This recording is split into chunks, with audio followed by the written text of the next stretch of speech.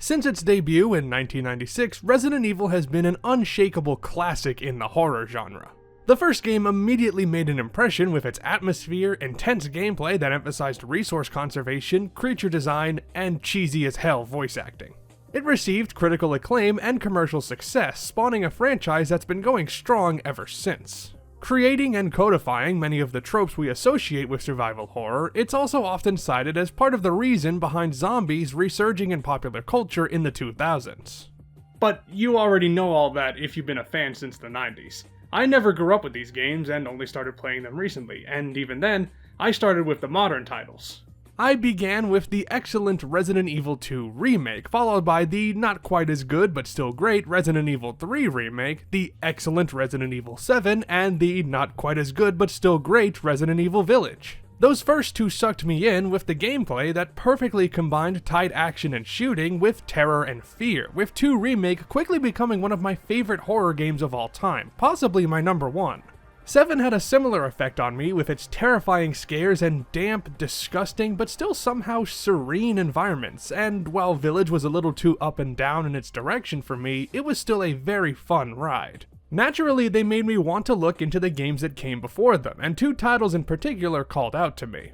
I could have gone back to the beginning and picked up the original Resident Evil, though I likely would have gone with the remake, as that's the version I currently own. But while that's definitely a game for another time, I ended up playing the other RE game I was interested in, Resident Evil 4, the 2005 game originally released for the Nintendo GameCube. And the reason why is simply because I've been curious to try this game out for decades, long before I ever had the courage to start playing horror games. My family subscribed to Nintendo Power back in the GameCube and Wii era, and I remember seeing ads for Resident Evil 4 in there all the time, although I don't think we have any issues with that ad anymore. But I distinctly remember them featuring the Chainsaw Man, aka Dr. Salvador, and that image of him wielding his iconic weapon just stuck in my brain. I was only 8 when this game came out though, and I knew my parents would never buy it for me, so I decided not to pursue it then. But as I found out later, I was absolutely missing something. RE4 might just be one of the most acclaimed video games of all time, earning numerous perfect scores from critics alongside a multitude of awards and Game of the Year nominations. And its influence on both horror and action-adventure games has been documented to death, introducing a lot of mechanics and design elements we take for granted nowadays. Which is crazy considering how we almost never received RE4 as we know it today, as it went through a lot of different incarnations during its 6-year development for the Nintendo GameCube. The initial version, spearheaded by Resident Evil 2 director Hideki Kamiya, went for a more stylish, action-heavy approach that just didn't gel with what Capcom and the first Resident Evil director Shinji Mikami wanted for the series. Kamiya took this version and made it its own game not tied to Resident Evil, which, as you may already know, became Devil May Cry. Subsequent versions, though, included one where Resident Evil 2 protagonist Leon S. Kennedy is trapped in a castle and infected with a virus that gives him a unique power, a trippy version that featured an enemy with a giant hook, and one that went back to the series' roots with a focus on classic zombies. But for various reasons, including technical problems with the GameCube hardware and a feeling that they were just repeating what they had already done, these builds ended up being scrapped. What ended up as the final version was led by Mikami and attempted to reinvent the series, pivoting towards horror action and zeroing in on an over-the-shoulder camera system instead of the fixed camera angles of previous games. The changes weren't popular with everyone on the staff, an opinion that's shared with some in the fanbase, but ultimately the game finally came together and launched exclusively, at least initially, for the GameCube, then almost immediately ported to the PlayStation 2 and eventually PCs, the Wii, mobile devices, Steam, and modern consoles. I was planning to play the Steam port for this game, as I've heard it's actually a pretty good port, but I also wanted to grab a GameCube copy for my collection, which ended up arriving way earlier than I anticipated, so I decided to go full-on retro for this one. This does mean that the footage quality won't be stellar, and I won't be reviewing the additional content found in later versions of this game, but it also allows me to see what I've been missing for all these years in its original form. Even though this is the earliest game in the franchise that I've played, it was easy enough to slip into thanks to its gameplay innovations that are now so standard that describing them almost seems unnecessary. You take control of Leon Kennedy as he travels through a remote region of Spain and is pitted against a horde of biologically mutated enemies, this time a group of parasite-infected villagers called the Ganados. They're not zombies, but the idea is still the same, often but not always slow-moving people who want nothing more than to sink their teeth into Leon's neck. To prevent that neck-biting fate, you need to keep them at bay with your arsenal of weapons and Leon's various kick-ass maneuvers. Weaponry has always been a key element of Resident Evil, but item management is much less of an issue in this one. Unlike previous and subsequent games, Leon's inventory isn't segmented into slots, but rather an attaché case where you arrange items on a rectangular grid to your liking. Repositioning and rotating your items around is crucial, as with the exception of ammo and herbs, items can't be stacked on top of each other. This is an interesting mechanic, but I found properly configuring your gear was way less important here. The nature of the combat emphasizes a heavier use of guns, so even though ammo can be found basically everywhere, you chew through it just as quickly as you pick it up. What ends up taking up space are things like health refills, like first aid sprays and herbs, the various grenades, or the guns themselves. When you've only got the smallest case available, you'll have to keep an eye on how much stuff you've got, but by the mid-game, I was able to coast by keeping my case mostly but never 100% full with items and pickups circulating very naturally. In essence, you usually feel well prepared, which for this series just feels weird. Now, keep in mind that in addition to being more familiar with modern Resident Evil games, I'm also more acclimatized to modern third-person shooters that emulate this game's camera style. You know, games like Grand Theft Auto and Mass Effect. So I was worried that going back to the game that pioneered this style would be challenging, seeing as how the system has been refined so much since then. Thankfully, the combat still feels very good, even with the stiffness you'd expect of both a Resident Evil game and a game that's 17 years old. Leon's movement is still tanky and slow even when you're running, but the returning quick turn from Resident Evil 3 is a great way to quickly escape from a dangerous situation. With the camera positioned behind Leon's shoulders, precise aiming is much simpler, though you can't fire from the hip, instead having to lock yourself in place and aim with either a scope, if the gun has one, or a convenient laser sight. It was surprising how little not being able to move when shooting got in the way here, especially when you're dealing with these giant hordes of enemies. And the cool thing is, there's actually an incentive to take your time and aim at your enemies rather than just blasting away at random. Shooting an enemy in the head will stun them momentarily, or, if you're lucky, instantly blow their heads off, and shooting them in the legs will either topple them over or bring them to their knees. When they're stunned, Leon can then kick them down, or later on in the game, freaking suplex them like the meathead he is. It's a little ridiculous, but it's also handy for getting an enemy down instantly, allowing you to chop at them with Leon's trusty knife, a great way to conserve ammo that, admittedly, I didn't find very useful beyond the first few chapters. But you might be wondering what Leon's doing here anyway, and the answer to that is twofold. He's here to rescue Ashley Graham, the kidnapped daughter of the President of the United States, and to stop the cult responsible, the Los Illuminados. They're led by Osmond Sadler, a religious fanatic who's developed a strain of parasites called Las Plagas that allow him to control the minds of those infected, including the Ganados and Sadler's inner circle.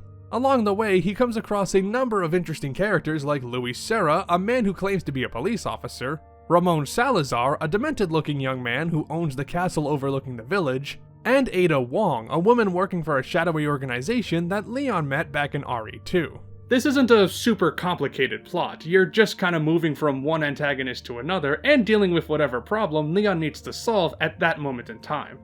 The main objective is always clear, so instead of bogging you down with plot details, the game allows the characters to flesh their personalities out a bit. Leon is obviously the highlight, though I'll admit that it kinda took me off guard with his new personality. In RE2, or at least the remake, he definitely was the pretty boy with more brawn than brains, but here he makes the transition to full-on jug-headed action movie star.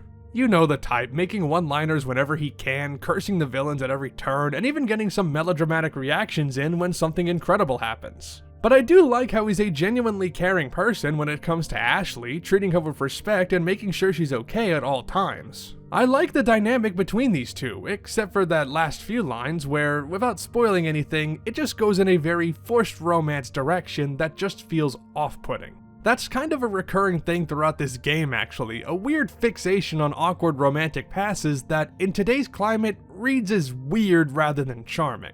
I know a lot of fans were pissed off when the recent VR port removed a lot of these lines, but honestly, the game's better off without them. It's an antiquated and frankly problematic part of the game that I'm glad Capcom is addressing. That's not the only part of the story I took issue with though, as some of these characters are severely underdeveloped. Hannigan stands out to me as just kind of an exposition machine, with the only real lines beyond telling Leon where to go are her reactions to Leon hitting on her, and I just explained my problems with that. Krauser, who you meet very late in the game, also suffers from a lack of character development, and I haven't played the Dark Side Chronicles where a lot of his backstory is laid out, but in here, he's just not a very well-defined character. He shows up in a cutscene briefly around the 2/3 mark, then becomes the main enemy during a chapter with some admittedly cool fights, and then he's gone from the story before you even got to really know him. Resident Evil 4 tries to cram a lot into its story, setting gears in motion for later in the game, but unfortunately, it doesn't flesh out its characters very well, which is a damn shame because it would make a lot of these plot moments more memorable.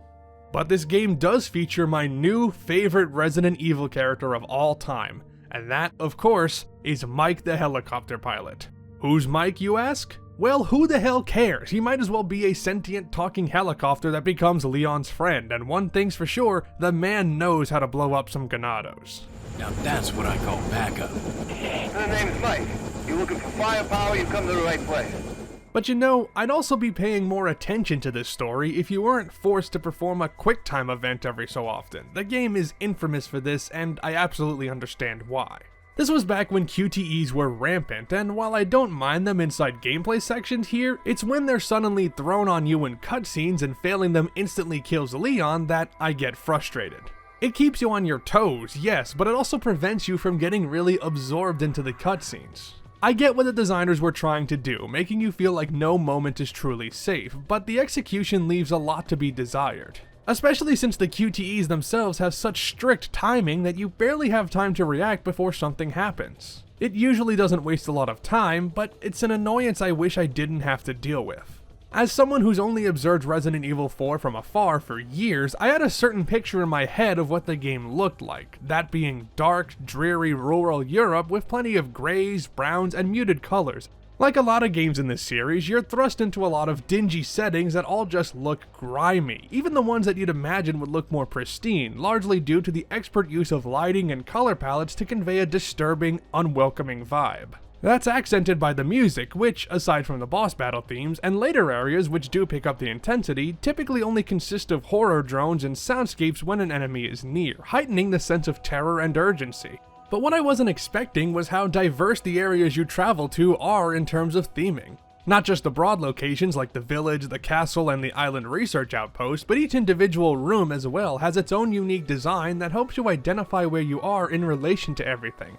I did get lost on occasion, but with the aid of Leon's trusty map, which always has your goal marked, I was never confused on where to go for long. And the levels are designed well enough at least that you can figure out more or less which direction leads you forward with a keen enough eye for detail. Puzzles are another key element, though I'll admit, I don't know if it was good luck on my part, but I barely had to search out for the items you need to solve them.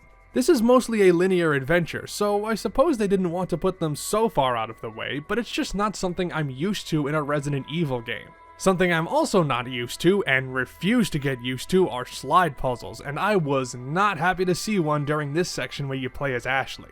Maybe I'm just bad at them, but I never feel like I'm making any progress until I'm a few steps away, and they actively piss me off when I'm solving them. But on the subject of Ashley, for a sizable portion of the game, Ashley is following Leon around, and you need to ensure that she doesn't die or get taken away by a ganado. She'll help you solve puzzles by activating mechanisms or switches, but in combat, she'll just stand around and duck when you fire near her. Ashley isn't super frail, but she doesn't really know how to dodge things, so you have to be mindful of where she is, what she's doing, and if anyone's approaching behind her. I was not looking forward to this part of the game, as I've heard a lot of people complain about these escort missions, but I think I might have been misled a bit, because I didn't find them that big of a deal. I mean, it wasn't necessarily fun, but with a few exceptions, keeping an eye on Ashley wasn't that bad. I'm just glad you didn't have to guide her around during boss battles because man, would that be a pain. Every so often, you're locked in an arena with a giant mutated beast that you need to put down, and these were surprisingly enjoyable. I say surprisingly because a lot of bosses in the Resident Evil games I've played were essentially just bullet sponges that didn't provide a lot of good feedback on how well you're dealing with them. But something about the arena design and the attacks of these ones makes them all very memorable in a good way. The Salazar fight might be my favorite, avoiding the tentacles and his instant kill move made for a great challenge. I also really liked the final battle against Sadler despite how shockingly easy it was. I just like the setting, and the mutated Sadler has a very cool design.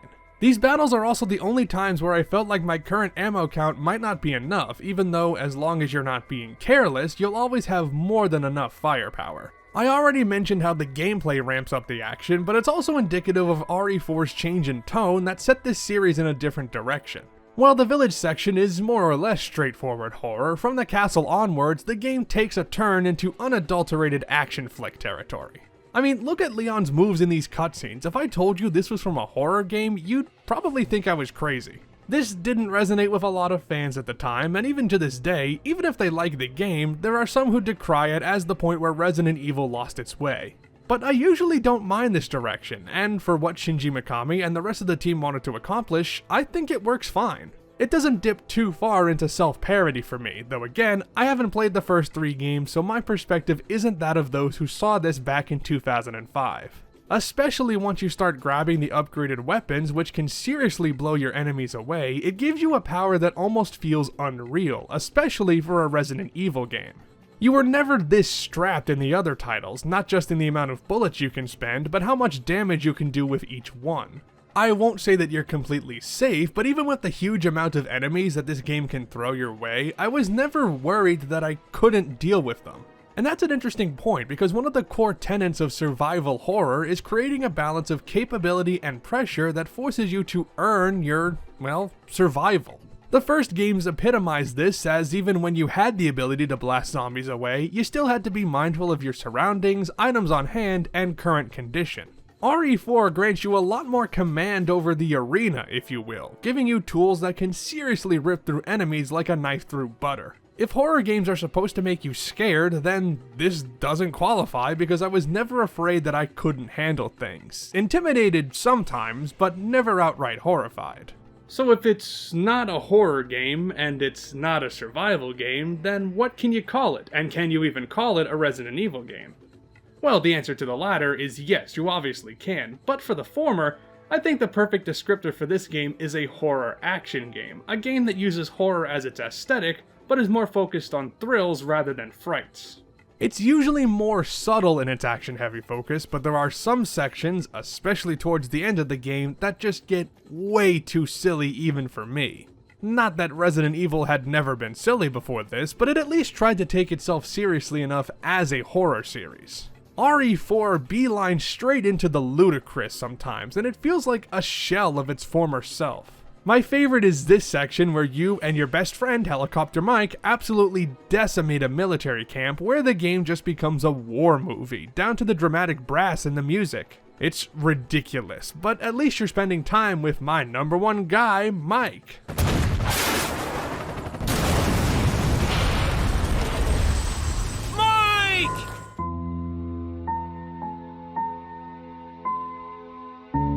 Well, even though it had the balls to kill off the best character ever created, I still had a hell of a time with Resident Evil 4. Maybe it loses some of the horror elements that put this series on the map, and maybe it dips too far into craziness sometimes, but it's still remarkable how well this game holds up. The gameplay is incredibly engaging, the weapons are a ton of fun to use, and it's such a tightly designed adventure that's always switching things up. For a game that's approaching its 20th anniversary, there's a lot about it that still feels fresh and exciting. Thing is, it's more enjoyable for me as a game than as a Resident Evil title. Of the games I've played, it falls right in the middle behind 2 Remake and 7, but ahead of Village and 3 Remake. I loved my time with this one, but as a Resident Evil experience, that emphasis on heavy action did stick out to me as weird. Not necessarily worse, but an odd thing for sure. I am very satisfied to have finally caught up with this game, but I'm also looking forward to the next steps on my Resident Evil journey, which will likely be RE Remake.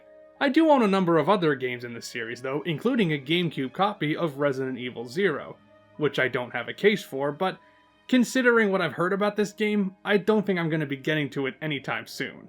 As for some others, 5 and 6 are the next obvious choices, though I know that 6 is universally disliked, and then maybe some spin-offs like the Revelations games. And hell, maybe I'll go back and play the original versions of 1, 2, and 3 to get that classic experience. I'd love to hear what RE game you guys think I should play, so let me know.